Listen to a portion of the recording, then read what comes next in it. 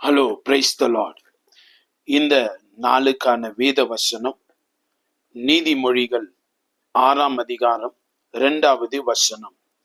நீ உன் வாய்மொழிகளால் சிக்குண்டாய், உன் வாயின் வார்த்தைகளால் பிடிபட்டாய் என்று சொல்லி இந்த வசனத்திலே நாம் வாசிக்கிறோம். கர்த்தருடைய மகிமையான நாமம் ஸ்தோத்தரிக்கப்படுவதாக. தேவன் நமக்கு ஆசீர்வாதத்தை நம்முடைய நாவின் அதிகாரத்திலே வைத்திருக்கிறார் என்பதை நாம் புரிந்து கொள்ள வேண்டும்.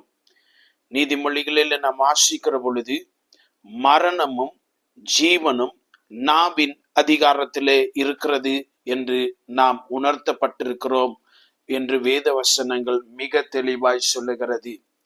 இன்றைக்கு நம்முடைய வாழ்க்கையில நடக்கிற அநேக சம்பவங்களை அநேக கிறிஸ்தவர்கள் என்ன செய்கிறார்கள்? பிசாசின் மீது அந்த பழியை போட்டு விடுகிறார்கள். For many things Christians blame the devil. அப்படி வாழ்க்கையில் நடக்கிற அநேக காரியங்களுக்கு பிசாசு தான் காரணம் என்று சொல்லி பொதுவாக சொல்லுகிறதை பார்க்கிறோம். ஆனால் அப்படி அல்ல. நீதிமொழிகளை மிக அழகாய் நாம் வாசித்தோம். இந்த அருமையான இந்த வார்த்தை என்ன சொல்லுகிறது என்று சொன்னால், உன் வாழி மொழிகளால் சிக்குண்டாய், உன் வாயின் வார்த்தைகளால் பிடிபட்டாய் என்று சொல்லி நாம் என்ன சொல்லுகிறோம்? நாம் என்ன செய்யக்கூடாது? நாம் என்ன விசுவாசத்தினால என்ன பேச வேண்டும் என்று சொல்லி எல்லாம் இருக்கிறது.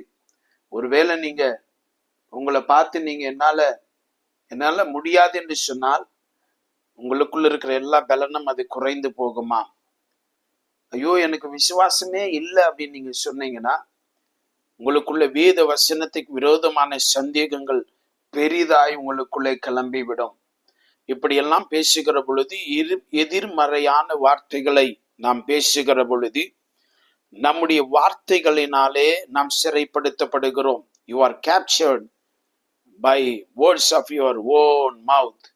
நாம் மிக ஜாக்கிரதையாய் இருக்க வேண்டும். நான் தோற்று போயிட்டேனே என்று சொல்லி நீங்கள் சொல்வீர்கள் என்று சொன்னால், when you talk about failure held you in bondage. உன்னை சிறைப்படுத்துகிறது. நீங்கள் தோற்று போனதை போலவே நீங்கள் மாறிவிடுவீர்கள்.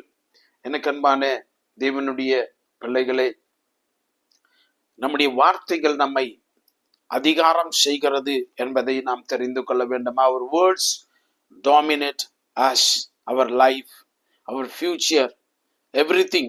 Our words dominates our life.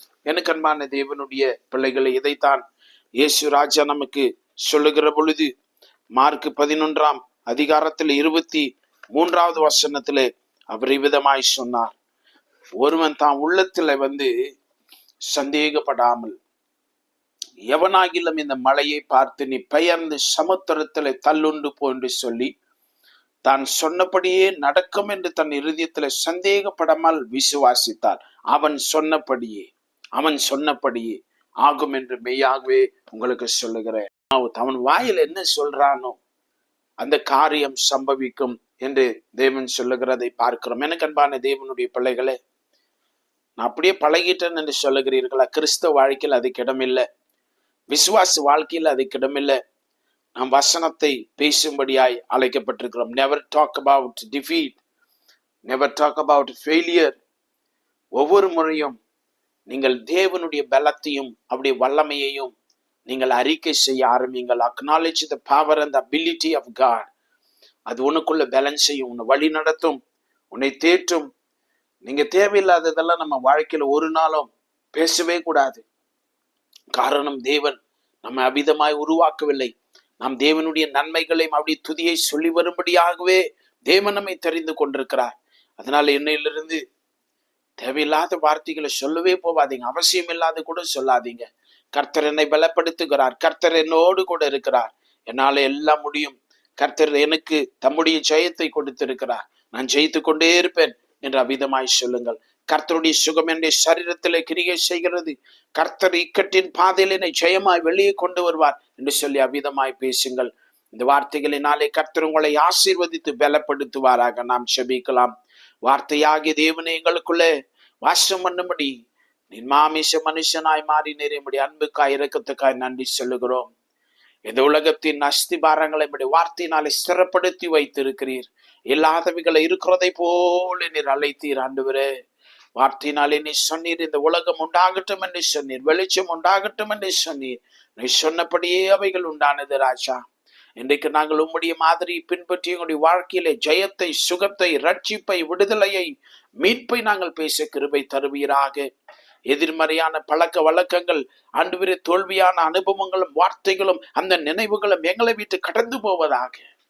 எங்களுடைய வார்த்தைகளும் நினைவுகளும் பேச்சும் இந்த நாளிலிருந்து மாறுவதாக ராஜா. இரத்தத்தால் எங்களை கழுவி சுத்தப்படுத்தி எங்களுடைய எண்ணங்களையும் நாவுகளையும் நீ சீர்படுத்த வேண்டுமாய் செபிக்கிறோம். எங்களை நீர் ஆட்கொண்டு வழி நடத்தும். எங்களோடு கூட இருக்கிற கிருபைக்காய் ஸ்தோத்திரம். இயேசு கிறிஸ்துவின் வல்லமை உள்ள நாமத்தில் செபிக்கிறோம் பிதாவே. ஆமென். God bless you.